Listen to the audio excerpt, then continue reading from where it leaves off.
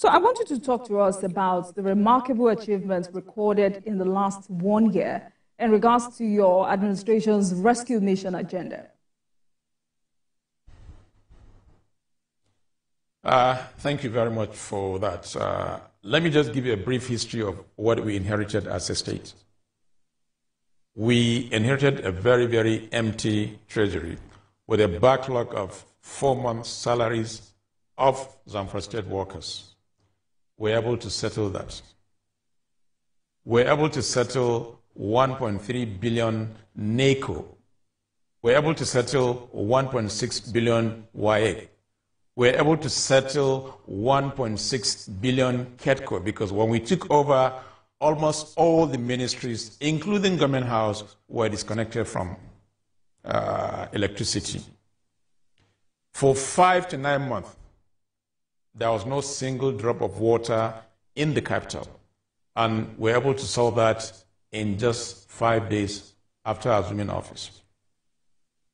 You're aware also, since 2011, we have not paid pension and gratuity to the tune of 13.6 billion.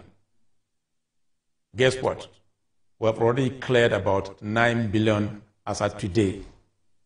The remaining balance will be paid within the next couple of months.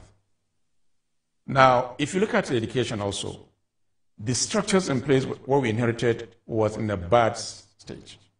The same thing healthcare. No single hospital that was operational at the time. In fact, it was an ISO.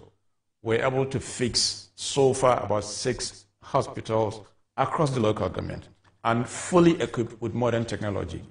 We are building and rebuilding primary school over 350 as we speak. The same thing secondary school. We are remodeling more than 350 secondary school fully equipped with all the furniture and everything.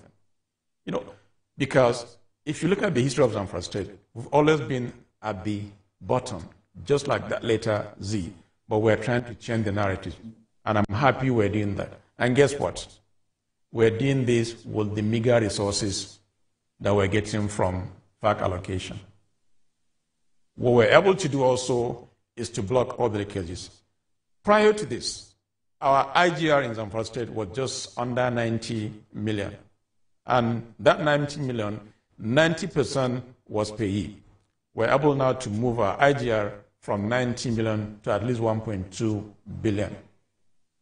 And it's increasing on a month-by-month basis. If you travel in Zamfara State, the state capital, you cannot move 200 meters on a good road. Go to Zamfara now and see what is happening. Your correspondent were there, and we always do these things live so that there won't be any stories here and there because politicians are fond of manipulating things. But we normally cover these things live. Go and see what is happening now in Zamfara State in terms of urban renewal. So these are things we are doing. Also, when I took over, the minimum wage in Zamfara State was just 7,000. You can imagine somebody earning 7,000 a month. We had to quickly do what we had to do to jack up to at least the previous minimum wage of 30,000. And on a monthly basis, from the very day we took over, on the 25th of every month, we pay our salaries. We pay them bonuses. We pay them 13-month salaries. And things are working. We're employing people. There's a lot of economic activities now within the state. So things are really picking up and people are not complaining. So we'll get there gradually. Remember, we inherited an empty treasury. But I can say that now we are financially stable and we're taking care of all our obligations. We have not borrowed a dime up till today. We are using the same resources for the development of our people. That is what we are doing. Your Excellency, I'm sure the next question anyone would ask is, how did you do it? How have you been able to achieve all of this in 1 year? Proper financial management, accountability. That is the way. Process in place. We now put process in place. In fact, that's one reason why when I saw that memo, The question I asked, where would that money come from? In every memo, there must be a word of charge where that money will clearly explain the account details so that you don't go and approve something that you cannot even find the money. And I challenge anybody to show me where that money was deducted from Zamfara State government. So it's just proper discipline, accountability, proper financial management. When we took over, we had 52 permanent secretaries. We had 48 commissioners. For goodness sake, even the federal government did not have that number of permanent secretaries. So we had to trim down everything so that at least the cost has reduced drastically. So right now, there's proper accountability. All the leakages of stealing money here and there, we block that. And we're okay. We're doing well. And I'm sure we'll continue to do well and make Zamfara a better society that can compete anywhere or with any state in Nigeria. That is the way forward. That is our rescue mission. All right, Governor Lawal, let's go back to October 2023 when unidentified assailants stormed mining community and kidnapped up to 50 local nationals in Bagega. What is the administration doing to check the repeat of that incident? What measures are on ground to protect the safety and well-being of the people? Mining in Zamfara State, especially illegal mining and artisanal mining, there was no proper communication to the people in terms of what kind of tools should be used in doing these mining activities. And I remember there was a ban since 2018 by the federal government in terms of mining because of the correlation between mining and insecurity. And when I came on board also, I had to issue an executive order banning consent letters by our traditional rulers to people that are mining in Zamfara. What we're trying to do now is to make it formal. Look, Zamfara is blessed. In this country, Zamfara State has the highest mineral deposit.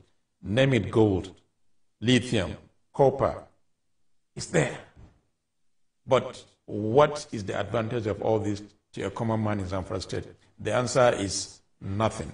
Now, what we're doing now is to formalize this sector where the state government will be able to get something and also improve our internally generated revenue so that we can come back and work for the people. And that is what we're doing. That is why now we are on collaboration with the federal government in terms of what should be the process of even issuing this licensing, what would be the benefit for the state, and what will go for the federal government. That is the way. And that's the reason why now we're building the airport, because no investor will travel from Abuja or anywhere for 7 hours with the rate of insecurity to Zamfara to go and invest his money. But by the time we finish this airport, and I'm sure it will open Zamfara State so that people can fly in quickly and do what they have to do. Remember, this airport issue, 5 years ago, the initial cost of that airport was 11.3 billion. And guess what? 7.6 billion was taken. By the time we quantify the whole thing, they did not do up to 10% of their money. The money was stolen.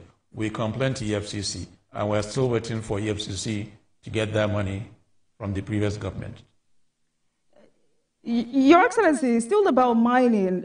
You signed an executive order banning all forms of mining activities in the state. Is that correct? There was a ban by federal government since 2018. What I did was to sign an executive order banning consent letter. Because what normally happened, the traditional institutions, they used to issue consent letters to minors. And there's no proper record of this. And that's why I had to issue that executive order. So no traditional ruler, under whatever condition, should issue consent letter. Look, as a chief executive chief executive officer of the state, I need to know who comes into Zamfara. What are they doing? Those are some of the security lapses. You don't have control over who comes into your state. Somebody will just issue a letter from here and then go to Zamfara and you just see somebody doing mining. I mean, it doesn't make sense. That is, that's why a lot of persons have asked if banning would ever help, because it's exactly a year since the Minister of Solid Minerals Development. We are enforcing that. In fact, we have a task force that is responsible for that. It's been Governor Lawal, it's been a year since Dele Alake gave miners engaged in the illegal extraction of mineral resources in the country, gave them an ultimatum of 30 days to join notable mining cooperatives or face the full wrath of the law. So, as a state governor, you talked about records. Is there a comprehensive list of legal miners? Is there a comprehensive list of legal miners in the state? Do you think a comprehensive data would help reduce the activities of illegal miners in the state? As we speak, Jumoke, there is no comprehensive data as far as mining is concerned, not just in Zamfara, in almost all the states in the country. And this is one of the reasons why we had to sit down with the Honorable Minister to understand and put modalities in place where there will be accountability. And that process is ongoing. We are ready to collaborate with federal government. Yeah, mining is an exclusive list. But like I said, the land belongs to Zamfara State. So it can continue to give license. If there is no synergy between the two, we will frustrate every effort. So rather than doing that, let's have a workable solution where the federal government and the state government will come together, collaborate, understand what are the process and what will be my take home from any of these companies. So that I know the ratio or the sharing formula could be 60-40, could be 50-50, as the case may be. We are ready. And I'm happy discussion is ongoing between the state and the Honorable Minister as to fine-tune the whole process so that everybody will be happy. And by the time we do that, I'm sure the data will be accurate. There will be more money coming to states, and that will translate into development.